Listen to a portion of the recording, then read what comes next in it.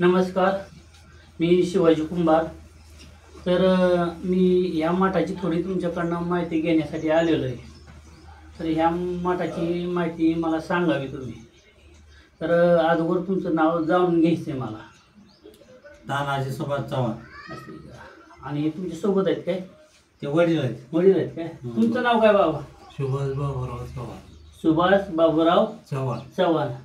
बाबा तुमचे नाव? माझं नाव दीपक दिनकर शेट्टे, राहणार महाबळेश्वर, भिलार तालुका महाबळेश्वर आणि जिल्हा सातारा. असं आहे का? तर ह्या मठाचे कशी स्थापणूक कशी झालेली आहे? आता हा जो मठ हा 50 वर्षापूर्वीचा मठ आहे. मठ नव्हता, इथे छोटंसं एक दगडाचं मंदिर होतं.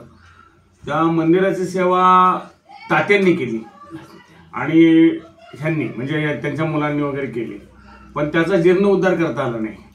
एकेकाळी मी इथं आलो, म्हणजे 5 महिन्यापूर्वी मी इथं आलो आणि मी इथे बघितलं किती दुरावस्था. त्यांचा मुलगा आहे धीरज चव्हाण, त्यांनी मला इथं आणलं आणि मला दाखवलं की ही अशी अशी अवस्था आहे, तर आपल्याला काय करता येईल.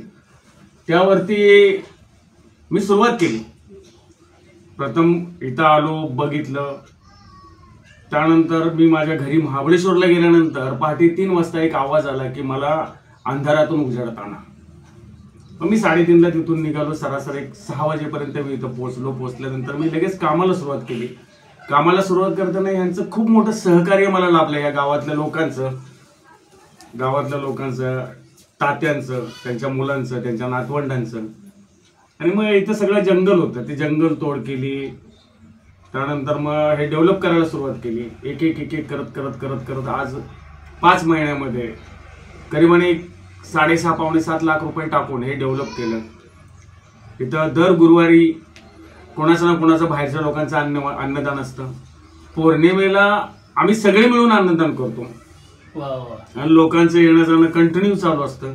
आज हा मठ जो बंद पडला होता हा चालू झाला. रोज संध्याकाळी करीबन 200-250 लोक आरतीला असतात. सकाळी 100-150 लोक रोज आरतीला असतात. दर गुरुवारी अशी सेवा चालू असते. रोज सकाळी 7 वाजता आरती असते, त्याला 150 लोक असतात. संध्याकाळी 200-250 लोक, सगळा शेतकरी वर्ग आहे इथला. आणि ते लोक येतात, आरती करतात, आपला प्रसाद घेतात आणि निघून जातात. बाकी भजन कीर्तन बऱ्याचशा गोष्टी इथं आता चालू झाल्यात.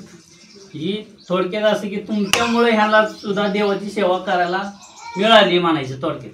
असं म्हणता येणार नाही, पण पहिली गोष्ट म्हणजे काय माहितीये का की आपण इथं आलो. ह्यांचा मुलगा धीरज, त्यांनी मला हे दाखवलं. नंतर हा सगळा इतिहास घडत गेला आणि माझ्यामुळं म्हणण्यापेक्षा श्री स्वामी समर्थांना इथं बसायचं होतं, बाळूमामांना इथं बसायचं होतं, पंढरपूर निवासी विठ्ठल रुक्माईला इथं बसायचं होतं, औदुंबर निवासी दत्त महाराजांना इथं बसायचं होतं. आणि त्यांनी मला इथं बोलवून घेतलं आणि ही कामाची सुरुवात झाली. असं म्हणायला लागेल की त्यांची इच्छा होती म्हणून हे मला करायला मिळालं. बरोबर, अगदी बरोबर. तुम्हाला कसं वाटतंय आता? ह्याच्या अगोदर कसं वाटायचं आणि आता कसं वाटतंय? नाही, आधी जरा असंच होतं, म्हणजे जंगलासारखं कोण येत नसतं? नाही येत नव्हतं कोण, काही नाही.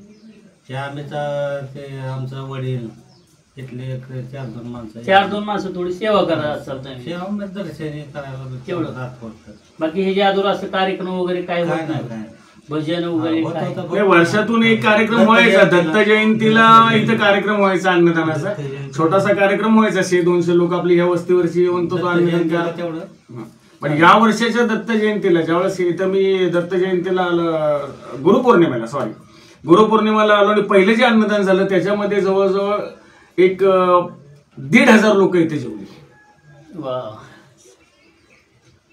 आणि आत्ताही पौर्णिमेला अगदी 1000-1200-1500च्या वरतीच लोक असतात, आत नसते.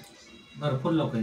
ह्याच्या अगोदरचं बघितलं मी की कसे त्याचे ते फोटो वगैरे बघितले, मी व्हिडिओ बघितला की खूप असं जंगल वगैरे असं दगडी वगैरे पडलेले असं खूप हे होतं. पण आता त्याच्यापेक्षा अगोदर आता छान झालेले मठाची चांगली स्थापना वगैरे झालेली आहे. तुम्ही काय सांगाल बाबा? आता मी ते सांगणार, दुसरं काय सांगणार. झालंय सांगणार. चालतंय. असो, जे तुम्ही आता जी मला माहिती दिल्याबद्दल तुमचं धन्यवाद, आभारी आहे. आणि ही सेवा अशीच घडो सर्वांकडून. बाबाच्या मार्गदर्शनाखाली सर्व भक्त वगैरे येतात आणि त्यांना वेळोवेळ प्रबोधन करत असतात. त्या मला माहिती दिल्याबद्दल धन्यवाद. श्री स्वामी समर्थ. जय बाळूमामा.